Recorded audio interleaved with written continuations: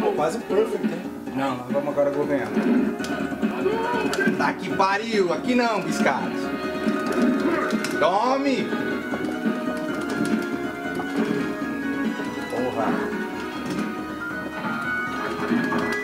Ah! Hadouken! Yeah! Bater em mulher? É isso aí, seus bandidos ilícitos. Tô aqui com o Eduardo Bolsonaro. Vocês pedem, enche o saco aqui, entrevista Eduardo Bolsonaro, Bolsonaro 2018. Por que é que vocês colocam sempre aqui Bolsonaro 2018? Nos comentários, seus ilícitos. É pra ganhar likes, né? Você quer ganhar curtida, tá valendo, tá valendo. E assim, tô esperando aqui o Danilo Gentili pra eu fazer a entrevista com o Danilo, né? Eu não vou ficar nu aí do seu lado no programa não, cara. Então os caras vão continuar te enchendo o saco, né? Do Moura do The Noite, não, mas não vou no The Noite. Você que vai ter que vir aqui pra gente conversar. É igual meu pai, né? Meu pai entrou em contato e ele é que falou, você que vai ter que vir aqui, Danilo, pra gente conversar, porque os caras estão te censurando aí, o que tá acontecendo. O negócio, você vai no antagonista porque você não vem aqui. Aqui é casa de bandido, ilícito, bafóbicos. Você vai gostar. Mas é isso aí, ô Edu. Vamos lá, vamos falar aqui com o Edu a respeito daquilo que ele pensa sobre política, de como ele nos representa lá na Câmara dos Deputados e tal. Eu vou começar aqui com algumas perguntas que foram selecionadas por vocês, né? Vocês mandaram aqui. Eu vou começar a respeito da censura. A gente sabe que eles estão censurando YouTube, né? Começaram agora a censurar o YouTube também com um modo restrito. Já vem censurando o Facebook há algum tempo. Então retiraram, por exemplo, goste você ou não, retiraram a página do Revoltados Online com 2 milhões de inscritos. Os caras limam. Você não gosta do cara, que se dane, mas tinham ali 2 milhões de pessoas que estavam ali seguindo aquela página. Bolsonaro opressor, Bolsonaro também. Opressor, Bolsonaro zoeiro. O opressor, quando derrubaram, faca na caveira. Esses aí, pelo menos eu sei de cabeça, que o Faca na Caveira e o Bolsonaro opressor tinham mais de 1 milhão de seguidores quando foi derrubado, né? Inclusive ano passado, eu tentando resolver uma dessas questões, quando em julho derrubaram diversas páginas, maioria delas de direita, eu entrei em contato com o Facebook para saber os motivos, o que estava acontecendo, porque parecia uma coincidência muito grande, sabe, Nando? A derrubada dessas páginas ao mesmo tempo. Então ali, às vezes, algumas portas se abrem para nós que não se abrem para todo mundo. Então a gente tenta fazer esse meio de campo, né? Levar essas demandas até as pessoas certas. Infelizmente essas páginas elas não retornaram, mas pode ter uma certeza que Mas você conversou então com os caras lá do Facebook. O que dá para fazer, cara? É tipo uma CPI? Quando você conversou com os caras lá, não fizeram porra nenhuma porque as páginas não estão no ar? As páginas elas não retornaram para o ar. A gente chegou a cogitar, né, essa questão da CPI, mas acontece que hoje a gente tem um canal aberto direto com o Facebook e essas demandas elas podem vir até nós para a gente tentar resolver, tentar em contato com o Facebook, fazer ali uma reanálise dos casos para ver se ocorreu alguma arbitrariedade ou algum desvio, enfim, algum tipo de erro, né, para ver se a gente consegue resgatar essas páginas, porque como você disse, quer você goste, quer não, tem o público que segue.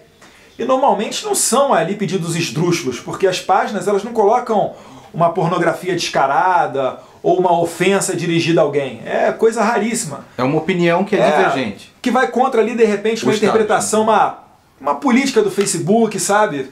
Então a pessoa poderia procurar, por exemplo, o teu gabinete? Pode procurar o gabinete. A gente está de portas abertas. Aliás, não é à toa que fala, né, que nós somos os representantes do povo. Então realmente é para vocês trazerem para a gente tentar colocar adiante. E tendo muitas reivindicações das pessoas, do povo, seria possível no futuro, sei lá, abrir uma CPI, cara? Para abrir uma CPI tem que ter um fato ilícito determinado. Então a gente tem que estudar ali a ocorrência de algum tipo de crime, determinar e depois correr atrás de assinatura para a CPI, acho que são 171 deputados, né, para você conseguir abrir uma CPI. Eu tenho quase certeza que é isso. Mas eu acredito que seria um negócio bom. Abrir uma CPI. Seria uma oportunidade boa até para o Facebook virar público e de uma maneira transparente mostrar como é que são feitos esses filtros, como é que é exatamente a política deles, uma oportunidade para eles também aproximarem o trabalho do Facebook do público. Porque agora eles tiram coisas do ar que eles simplesmente, eles nem dizem o motivo, eles simplesmente tiram do ar 30 dias você está impedido. Aconteceu comigo, eu postei lá na questão do Borrachinha, na luta do UFC, aí primeiro os organizadores do UFC pediram para eu retirar do ar, pediram não, né? Foi retirado do ar, porque o meu vídeo eu filmava a televisão, uma parte do vídeo que eu fiz, e depois eu não sei porquê, e aí realmente me falta aí a explicação, não sei se foi alguma palavra que eu utilizei, eles me deram um gancho de 1 ou 2 dias. Enfim, porque eu reclamei, né, que o vídeo que eu fiz do UFC foi retirado do ar. Foi pouco, eu levo 30. Né? 30? Cada gancho meu é de 30 dias ali naquela porra lá. Eu acho que você é proibido de falar viado. Se você falar viado no Facebook, fudeu pra você, tá ligado? Será que viadice também pega? Não, você não pode falar nada de viado, marica, nem nada do tipo. Eu acho que lá, além dos os robôs do Facebook são viados. Entendeu? Então eles ficam doidos atrás disso, você não pode falar. O camarada meu, o Carteiro Reaça, também tomou aí uns 30 dias também pra ficar esperto. Agora é o seguinte, vamos lá. Há pouco tempo tava lá o Júnior falando que teu pai era nazista, tá? Não aguento mais esse negócio nazista. Júnior, Dig Job Boy. Sabe o que é Dig Job Boy? Você sabe? Tô te perguntando, porra. Eu quero que você me diga o que é, cara. Eu não sei. Porra, então acho que eu sei que porra é essa. Dig Job Boy. Se fuder, meu. Então é o seguinte, ó. Tem lá Júnior falando que teu pai é nazista. Depois Felipe Neto vai e solta um negócio lá no Facebook dele, no Instagram e tudo mais, dizendo que o Bolsonaro é homofóbico, racista, fascista. E aí, como todo bom covarde, vai lá e apaga logo depois. Não, fala assim, é homofóbico, racista e nazista.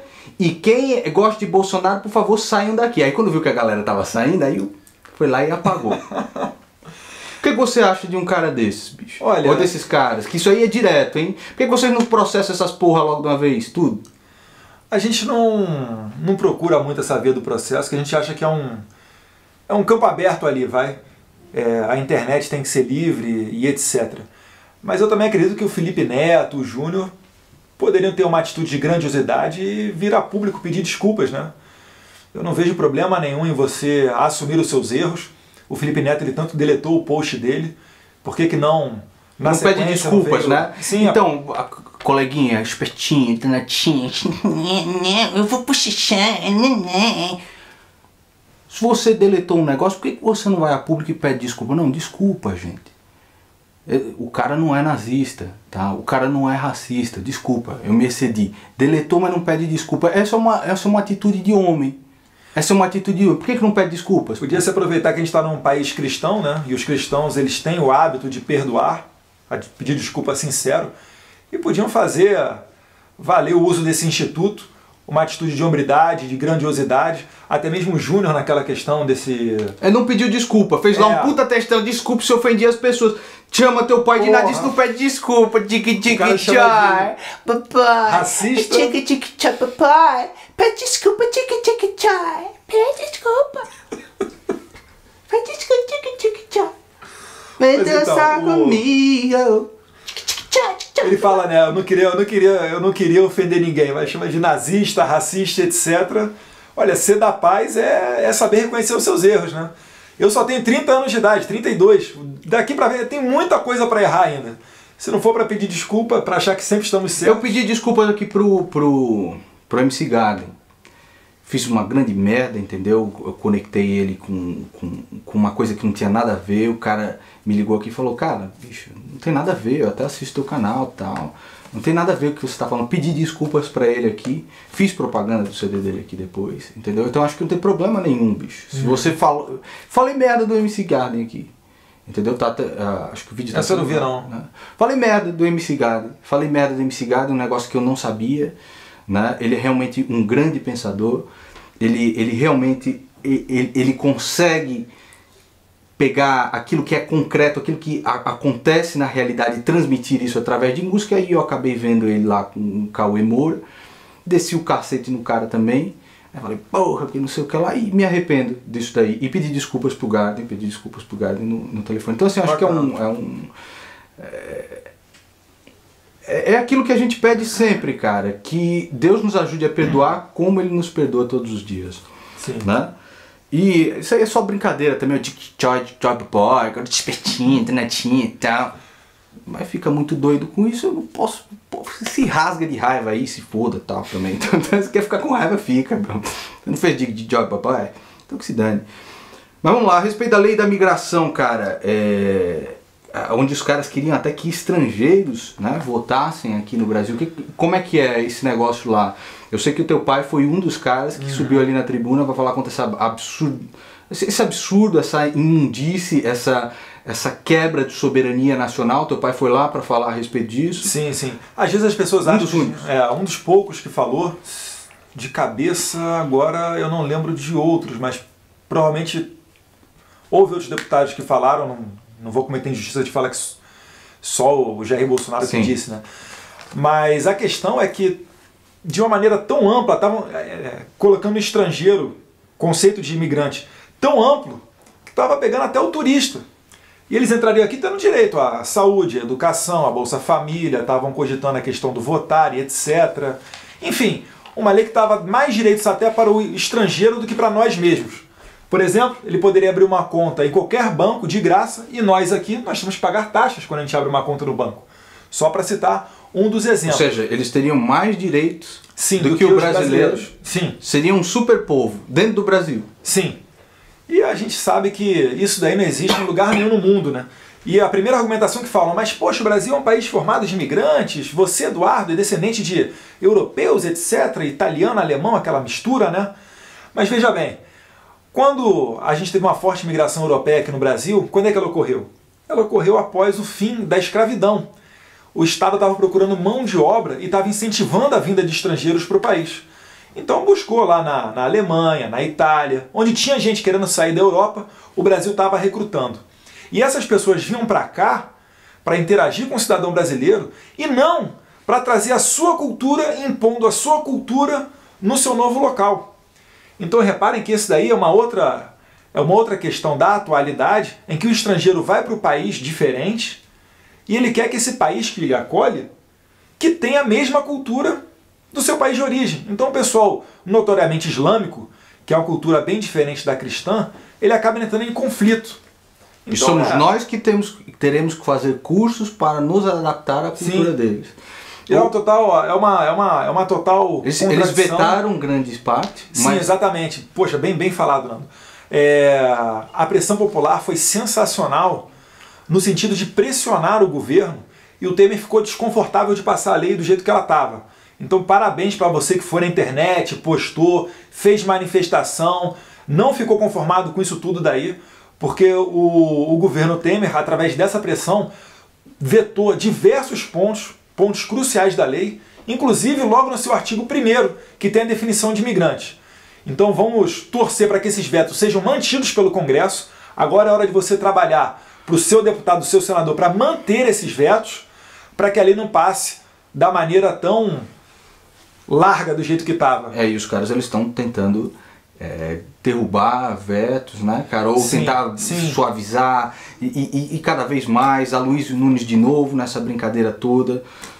E é complicado. Sim, se você parar para ver, né, quem é que foi o relator da matéria foi o deputado Orlando Silva, que é do PCdoB, é um partido que não tem uma grande bancada dentro do Congresso Nacional, mas por que foi ofertado para ele esse tipo de proposta? É porque foi logo depois da ocasião ali da eleição do presidente da Câmara e teve o apoio do PCdoB para que o Rodrigo Maia fosse eleito.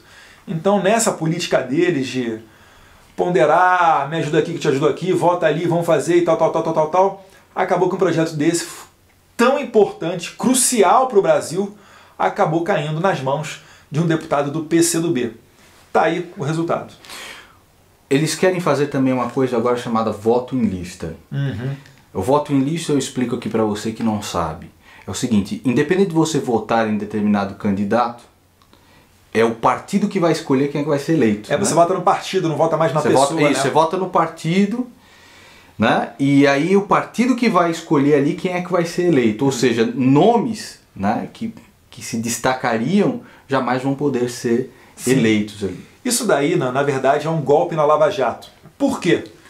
Porque como voto em lista fechada, os caciques, os figurões da política, que são aqueles que estão mais enrolados na Lava Jato, eles com certeza seriam os primeiros da lista.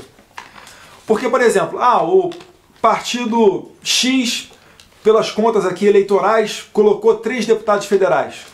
O primeiro da lista certamente vai ser um desses figurões que você quer ver na cadeia, né, através da Lava Jato, mas ele vai manter o quê? Diversas imunidades, imunidade processual, imunidade parlamentar, o foro privilegiado no STF. Então é a garantia deles de sair da Lava Jato. Como é que tá essa merda? Olha, tá no Senado, tá em apreciação. Eu acredito que dificilmente passa, mas ali no Congresso, como vocês sabem, né, a gente não pode nunca subestimar o poder dos políticos. Então é bom ficar de olho, botar pressão e falar com o seu parlamentar também qual é a posição dele clara com relação a esse assunto. Se você apoia a Lava Jato, o trabalho do Sérgio Moro, se você curte a democracia e não quer a perpetuação no poder dos caciques desses figurões aí, você também é contra a lista fechada, assim como eu. Meu irmão, eles costumam perguntar aqui, né, e falar muito, que a direita ela tem que se unir. Uhum. Direita tem que se unir, a direita tem que se unir. E tem que haver a união dos conservadores com os liberais e tal. E aí você vê o camarada que defende aborto, liberação das drogas, né, uma série de absurdos ali. Existe união ou existe parceria com quem quer aborto, com quem quer liberação de drogas, com quem defende posições que aviltam contra a própria dignidade humana? Para você existe? Para mim eu posso dizer, aqui ó, no teu rabo, entendeu? Tá aqui a minha união com você. Essa aqui é a minha união no seu rabo, tá, seu porra? Então essa minha doce união com essas pessoas que defendem aborto, que defendem legalização de drogas sintéticas. Hein? Sim. A questão ali é que eu me considero conservador, sou um cristão, então essencialmente existem alguns valores que são inegociáveis. Por exemplo, o valor à vida. Não tem como você negociar o aborto. Como é que você vai chegar e ponderar? Vamos dialogar. É muito bonito, né? Vamos dialogar, vamos dialogar. Como é que você vai dialogar com a pessoa? Você está dialogando um assassinato. Sim, vai o quê? Vai tirar só a perna dele, vai tirar só um braço do bebê, e aí é aborto, não é aborto. Então existem determinadas coisas que você não pode negociar porque ferem a sua própria essência. Então realmente fica muito complicado. Questões econômicas, outras questões acessórias, você pode conversar, chegar a um denominador comum. Mas realmente a questão do aborto e também a questão da droga, né? Eu acho que eu falo o seguinte, eu só vou ser a favor da droga no dia que vier uma família com um viciado no seu seio, dizendo que é bacana ter um viciado na família. Aí a gente discute. É aquele negócio, né? A parte econômica acredita tudo certo, mas eu vejo nesses caras esquerdistas que estudaram economia, entendeu? No final das contas. Esse é o meu entender. É que na verdade a gente não pode inverter as coisas. Não pode pegar a economia liberal no mercado e fazer com que isso influencie os seus valores. É o contrário. São os seus valores que tem que formar o mercado liberal. Ou seja, a economia ela é acessória. Ela não é o principal para definir quem você é. É só isso. Eu falo isso sempre, todo mundo me manda tomar no cu. Então a gente vai tomar no cu junto aqui. Vamos lá.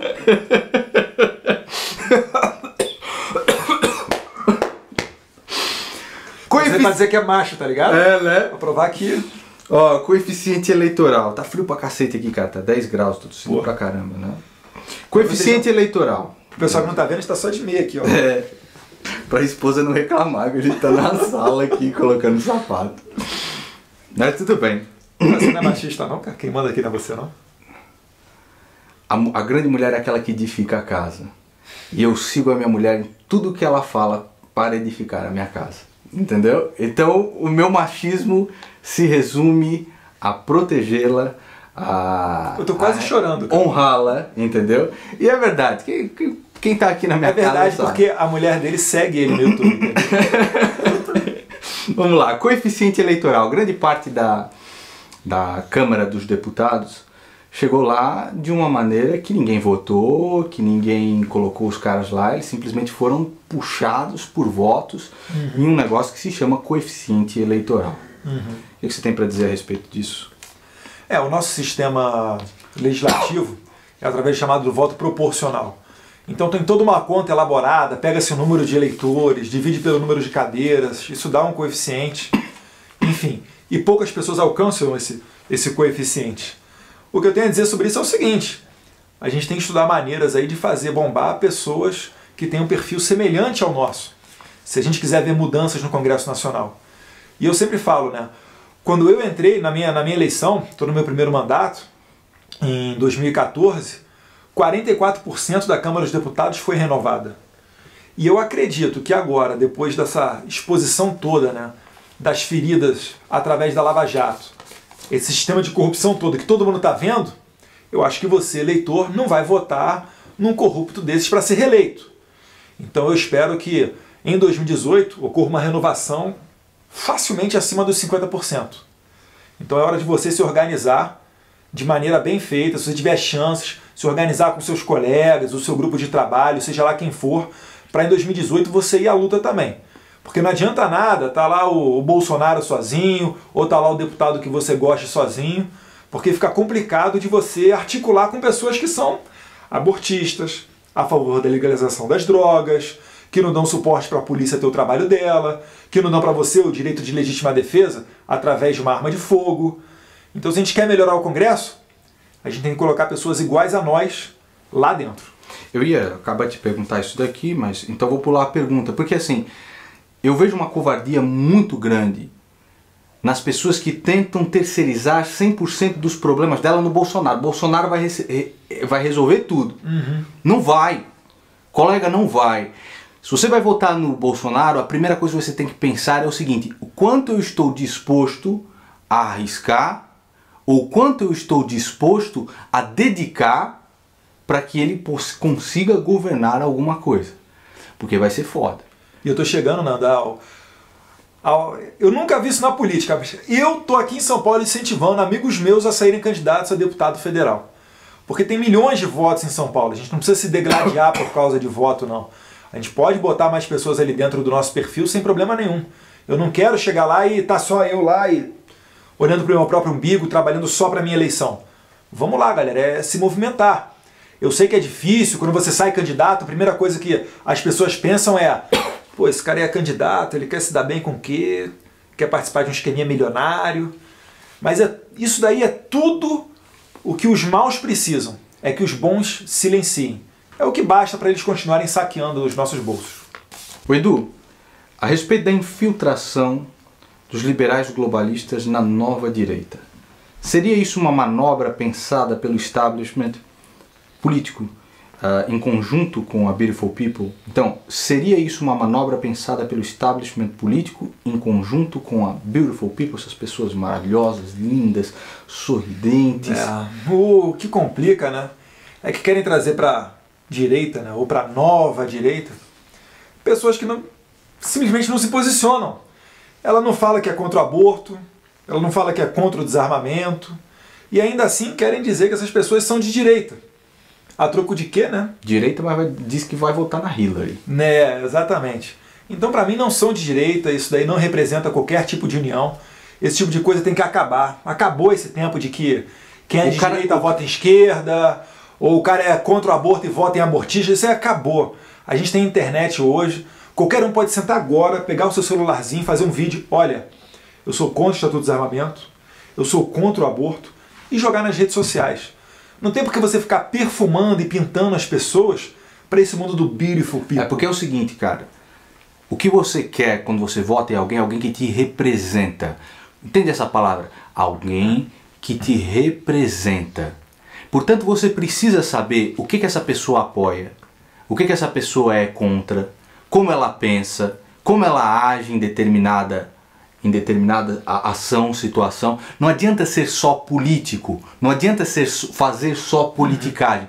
Você tem a obrigação de saber o que é que este teu candidato pensa.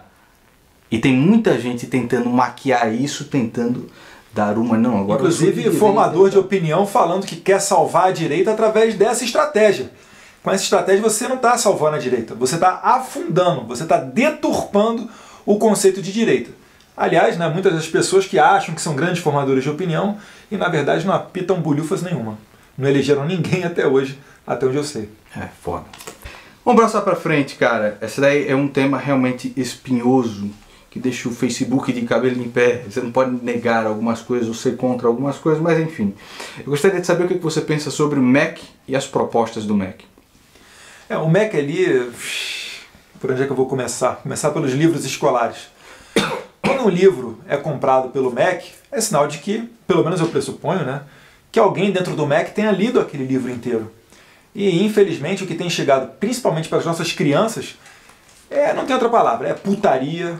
Eu estou mostrando diversas vezes um livro que eu peguei lá em Porto Alegre, que uma mãe de um aluno deu para mim, e mostrando a alfabetização da criançada com base em palavras muito bonitas, né? R de rola. Como cocaína. Nossa. Sério, cocaína, é maconha, é historinha contada ali para o seu filho, ensinando a subornar a polícia.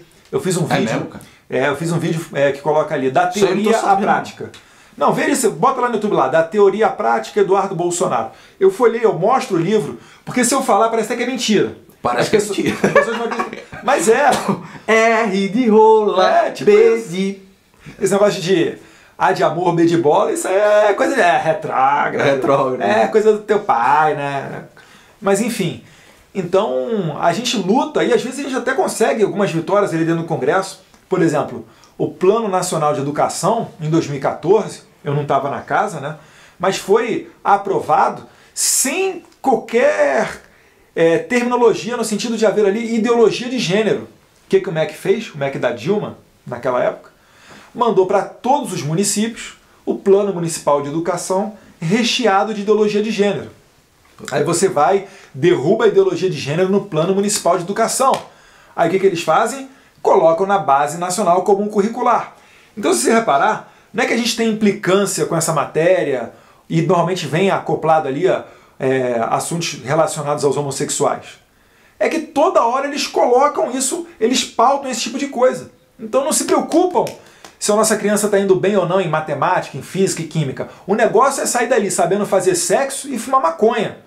É por isso que a gente ocupa as últimas posições na prova do PISA e não sabem por quê.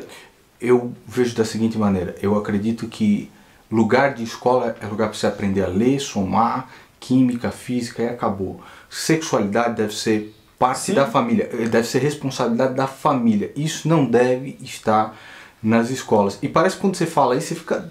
Os caras acham, não, você está sendo homofóbico, você está sendo... Não, cara, é simplesmente, eu quero a escola para isso. A educação, ou o tempo em que eu vou abordar determinados assuntos com o meu filho, eu escolho. Sim. É simplesmente isso que a gente quer. E o que a gente quer também é que eles terem a noção de que quanto mais cedo se fala de sexo, mais você cria a curiosidade na criança ou no adolescente, e mais cedo essa criança e adolescente vai atrás de praticar sexo. Não é à toa que nós temos uma explosão gigantesca de crianças e adolescentes, né, que ficaram grávidos. Coisa que não ocorria antigamente. Não ocorria antigamente. E existem estudos, inclusive, que mostram que quando essa tal de educação sexual foi implementada nas escolas, a gravidez no período infantil e no período da adolescência subiu 600%, 700% do que era antes. Porque quanto mais cedo uma criança ouve falar a respeito de sexo, mais cedo ela tem curiosidade para saber o que é aquilo e bulinar com sua piroquinha em algum lugar. E se a gente parar para ver, quem acompanha a TV Câmara principalmente, às vezes o debate ele começa a se aprofundar e ele vai chegar numa discussão em que a esquerda ela se posiciona da seguinte maneira. A esquerda fala que a criança ela não é exclusividade, ela não é propriedade da família. Que a criança tem sim, o Estado tem sim responsabilidade pela criança. Então eles enxergam que o Estado e a família estão em pé de igualdade sobre as responsabilidades da criança. Enquanto que a gente entende não, que a criança é responsabilidade dos pais. O Estado tem um papel complementar. Qual seria esse papel complementar? Transmitir um ensinamento específico nas escolas. Ensinar a somar, a dividir, a interpretar um texto. E acabou. O problema, sabe qual que é? É que eles idolatram um cara chamado Paulo Freire. E Paulo Freire enxerga nas escolas uma instituição não de transmissão do conhecimento, mas sim de transformação da sociedade. Percebam que Paulo Freire ele asfaltou o caminho para que os militantes se travestissem de professores e começasse a entrar nas salas de aula sem pudor nenhum para falar para o seu filho que o legal é ser de esquerda, fora Temer, fora a PEC 241, que a educação certa é essa e não aquela. Então percebam que isso daí acaba gerando, contribuindo para essa inversão de valores que a gente sente na prática hoje. Essa é a última pergunta que eu vou fazer aqui. O que você acha de toda essa responsabilidade que cai sobre a tua família, a família Bolsonaro? Porque é muita esperança de muita gente, entendeu? De que vê esse mar de merda, de lama, de putaria, de desgraça na política. Então, assim, o que você acha de toda essa responsabilidade? Que, assim, até um negócio, às vezes, meio injusto. A gente fica até com um certo receio, né? Porque muita gente vem falar pra gente que, olha, se o seu pai, se a tua família, se não der certo, eu vou sair do Brasil, pra mim acabou, porque eu não aguento mais, a gente só tá esperando isso aí porque vai ser um divisor de águas, etc. Primeiro, não existe salvador da pátria. Nós somos pessoas comuns, temos defeitos igual a todo mundo. Não tem como você zerar o problema da corrupção. O político que falar isso para você vai estar mentindo para você, desconfie. Agora, tem como a gente colocar um freio, uma rédea pelo menos, nesse atual momento, porque está demais, né? O PT não inventou a corrupção não, mas inaugurou a era dos bilhões e institucionalizou. Fez disso daí um meio pelo qual ele governou. O PT não negociava não chegava para debater com o Congresso ou para tentar mostrar a melhor ideia a ser aplicada. Ele chegava com grana. Chegava lá, ô deputado, quer votar comigo? Toma aqui um mensalão. Ô deputado, indica aí um diretor para abastecimento da Petrobras e vota comigo tudo. É assim que o Joaquim Barbosa chegou à conclusão do mensalão. No Valério Duto lá, tinha uns saques de dinheiro, logo depois uma votação importante na Câmara dos Deputados, para ele poder alimentar lá os mensaleiros, né? Então não é isso que a gente espera. E realmente a gente estuda, a gente sente o peso dessa responsabilidade, tenta apresentar soluções, mas realmente, gente, a gente não vai fazer nada disso sozinho. Se você acha que vai votar num presidente de perfil conservador e vai poder votar num senador ou deputado do PCdoB, do PSOL, do PT, desculpa, mas você vai estar anulando o seu voto, você vai estar jogando no lixo o teu país. Então é mais ou menos por aí, não? Edu, obrigado. Nós vamos jogar agora um Mortal Kombat, que eu quero ver você perder. Não, Street Fighter. O Street e depois o Mortal. É mortal porque ele ganha no mortal. Valeu, pessoal. Valeu, obrigado aí. Até mais. Bora. Porra. Eita pau.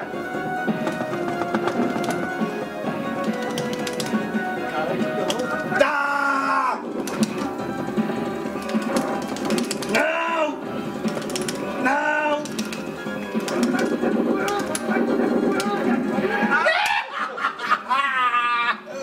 Perdeu! Mas isso aí vai ficar, velho. Vai ter cheio de novo. Vou escolher aqui aleatório. Soco, chute e defesa. Beleza? Aperta esses dois e dá um especial quando o Nito a barra lá embaixo. Entendi porra nenhuma, vambora. Eu sou demais. Ai! Caralho, que roubo!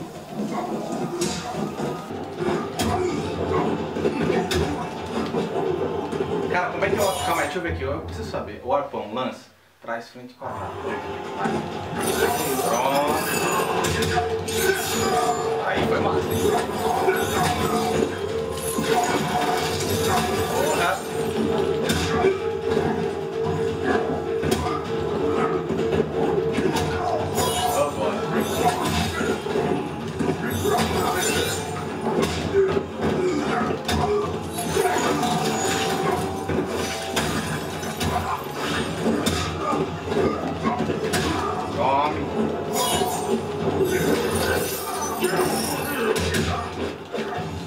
Caralho, dois caões.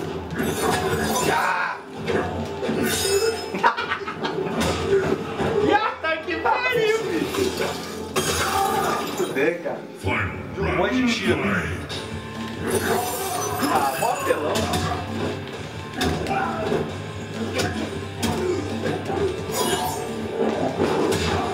Roubo. Agora eu peguei a mãe. Ó, tá com raio-x aí. Usa. É foda, né? Mas ainda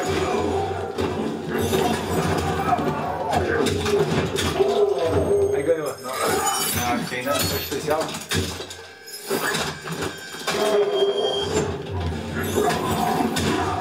Toma, agora é fatal. Deixa eu ver como é que é. Calma aí, deixa eu tentar.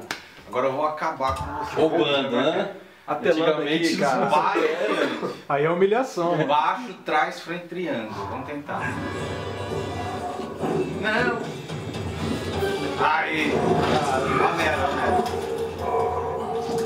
Caralho. Supressor, hein? Caralho. Toma.